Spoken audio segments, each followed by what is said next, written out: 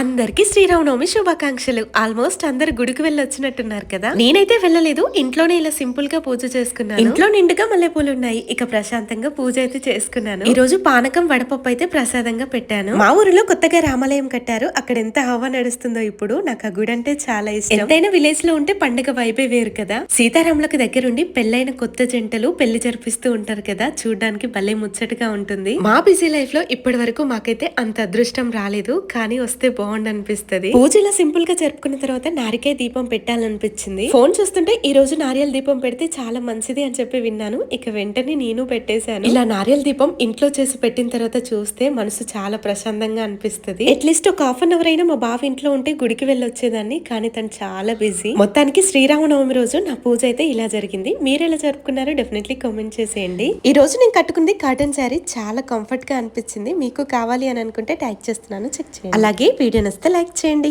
Thank you.